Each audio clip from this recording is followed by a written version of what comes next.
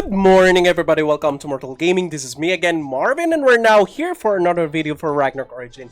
And this time we're going to be talking about the early game investments that will carry you on the end game. Alright, these are the most worthy investments if you're just starting on the game or you're just a new player on a newer server, on the C server or global server. This video is for you. A lot of people have been asking me somewhat kind of this type of question. What are the early games, or when you are still a second job or transcendent job? So what are those things that you would want to invest on your character and it won't be lost or it won't have a lesser value in the future? All of these top 10 things that you have to invest will be carried out in the end game. Even now on the end game, some of these are, some of my regrets that I did not focus on. So please note that some of these features may or may not be in your server yet or on your game, but I think they will certainly be available in the future because some of these are just unlocked through levels or through the server levels. Alright, if not, I think it's the developer's decision already. Alright, number 6. We now talk about cards, the weapon cards.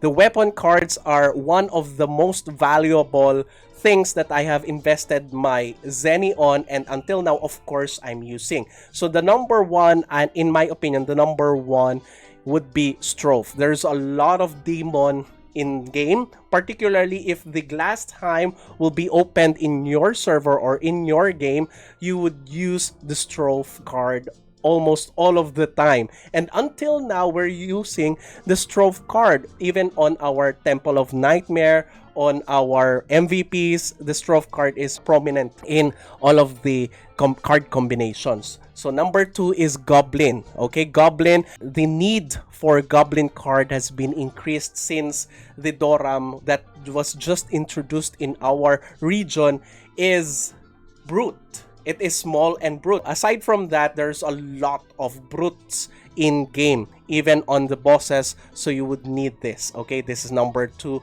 wanted. Number 3 is the Peko Peko egg card. Right now, when the Freya got released, this one is now in need. Okay, aside from that, even on the previous MVPs and bosses, you would need Peko Peko egg card. Petite time space anomaly. This is the longest time space anomaly wherein we have only one type of boss, and it is large and dragon. So you would want to max out your petite card. And then last one is the Juperos Ruins combination of cards. That is the Orc Skeleton, the Flora card, and also the Scorpion card. Well, in season 2, Flora card is gonna be so much wanted. Okay, number 7. Since we're already here, let's talk about presets. Presets, you need Zenny in order for you to open up presets. Not only on your cards, not only on your enchants, but also on your gears and everywhere else. Okay, so all of those presets, don't think of regretting your investment whenever you're opening up presets. My life was very convenient ever since the presets were introduced. So it's never a lost cause if you are going to pile up and open up your presets, particularly on enchants. That's one way for you to save out different types of special enchants. For example, you are searching for melee boon, so instead of overlapping the enchants on this one, open up a new preset and then you can enchant on that preset so that you could still save the precious enchants or the current enchant that you have, and just in case you have a higher enchant, then that's the time that you change the name on the preset of your current preset. Or if you get a different high enchant, then save it up, and maybe in the future there will be a new job that you would want to transfer to, and at least you have already saved the enchant that is most likely going to be applicable on that next job. So as of now, I have here Magic Boon, superior crit, ranged, melee. The only thing that I don't have here is, I think, quickened CT, so maybe I could put it here, but my testing preset is this one. All right, so next is the medals. All right, so medals, you could increase your medals by doing the Catpo Caravan, and if you have VIP unlocked, then you will get to do your Catpo Caravan twice every day, and that's a huge difference versus if you don't have your VIP unlocked. But it's still okay, you can still catch up. For example, at this moment we have ×10 event on our medals, on our fame in Catpo Caravan event, so maybe this is one of those moments wherein you could catch up with others. Aside from that, more importantly, the set of Medal of Faith are the ones that you should be looking forward to, because these are the more advanced medals that you should be focusing, particularly Rock Medal, which gives you HP, Storm Medal, which gives you physical attack percent and magical attack percent. Fire Medal, this time it is percent in damage, physical and magic. Next would be the Frost Medal, which reduces the physical and magic damage that you take.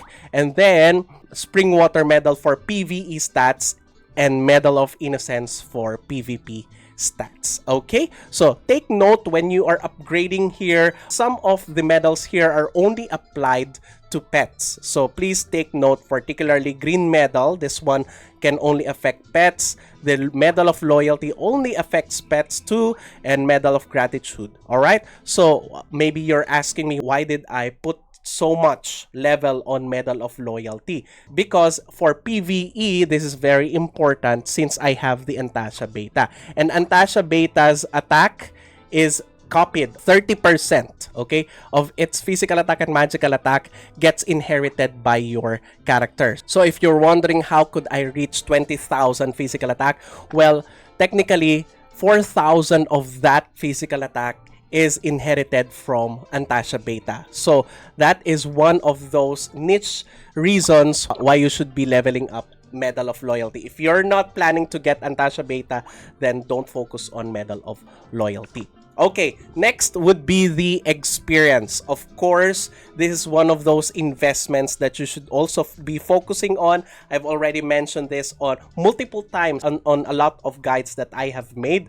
Please focus hardly on your experience. Always consider farming or doing combat grind. Even if you have already overflowing experience, always consider farming on a 5-man party, because it increases your experience that you get by 50%.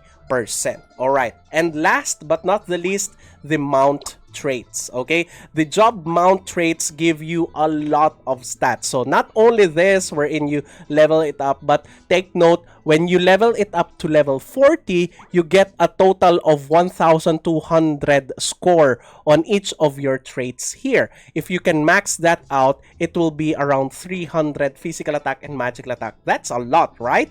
And also the furious stat here, physical damage and magic damage. At start, it won't be that high, but in the end game, it will certainly bring you enough value. All right, so I think that's it. Thank you everybody for watching. If you haven't subscribed to my channel, please do subscribe. If you happen to like this video, please do leave a like, share this to your friends, and click that bell notification button to get notified every time I upload a new video, start a new stream, or a new content. That's it. See you again on the next video. Bye-bye!